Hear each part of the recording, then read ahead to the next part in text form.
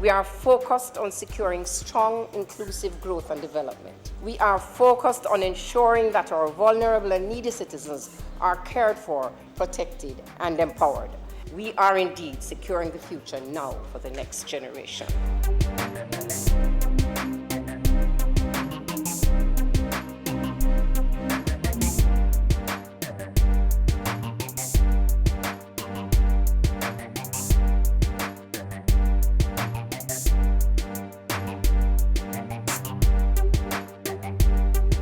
We must ensure that all workers, including domestic workers, hotel workers, administrative, security guards, managers, janitorial workers, or construction workers, that they are protected. It means working to pass critical legislation like the Occupational Safety and Health Bill. This groundbreaking legislation is expected to provide a comprehensive framework for the protection and promotion of health and safety in the workplace.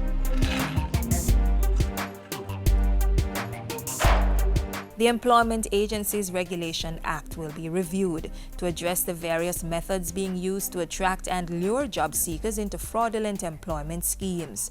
For those in legitimate jobs, this year, we are taking steps to amend the Labour Officers Powers Act to further strengthen the capacity of labour officers to carry out inspections to ensure compliance with labour laws.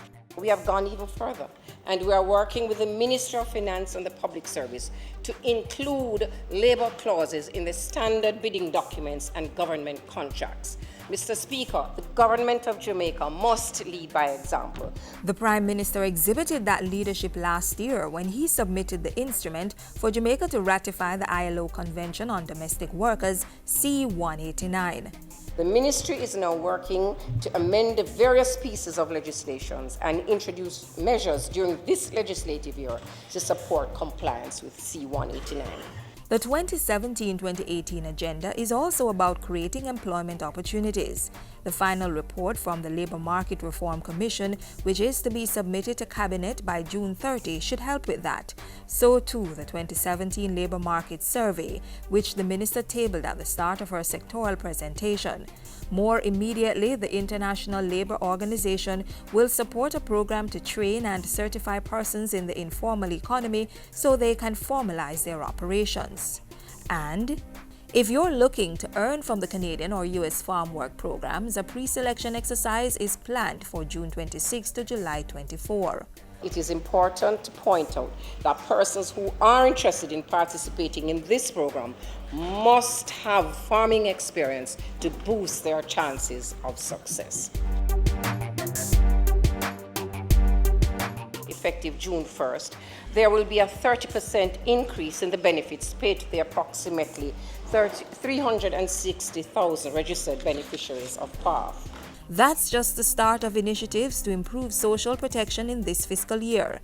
To promote better school attendance among PATH beneficiaries, the ministry is increasing its transportation allowance for high school students.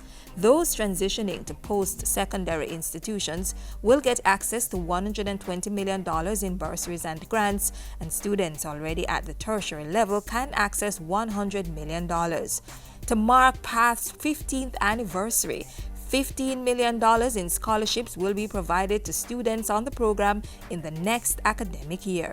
This is intellectual capital investment, and we want to implore Jamaican families to secure the future now for the next generation by investing in their children's education. Send the children to school, encourage them to do well, and the government will help to further their educational pursuits. We are securing the future now for the next generation in the disability arena. This month marks the start of a public awareness campaign on disability issues and the Disabilities Act. We will focus on the development of the first two codes of practice relating to the right to education and training and the right to employment. These codes will provide practical steps for the inclusion of persons with disabilities in institutions offering education and training and in various employment spaces. The ministry is also renovating its offices to improve access to persons with disabilities and will be training some frontline staff in sign language. Projections are that seniors will comprise approximately 16% of the total population by 2030 and 22% by 2050. It is therefore incumbent on us to be proactive and to ensure that the policy framework that supports the nation's seniors is relevant. So the revised national policy for senior citizens will be finalized and tabled as a green paper during the financial year. To improve pension benefits, the National Insurance Scheme is getting an additional $215 million to implement reform activities.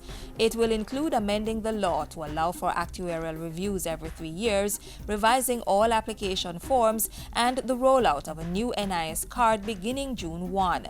A new IT system for the NIS will be introduced in the second quarter of the year, and new offices are being opened in Lucy and St. Anne's Bay. And the National Insurance Fund's governance structure, investment policies, and asset allocation will be reformed.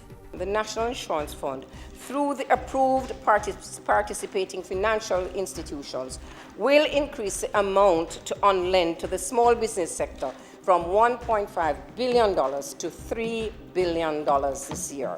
So we are seeking to secure the future for the next generation through proactive investment activities. I reiterate that the government and the ministry are focused on implementing employment and social policies that will lead to decent jobs and living standards. We are securing the future now for the next generation.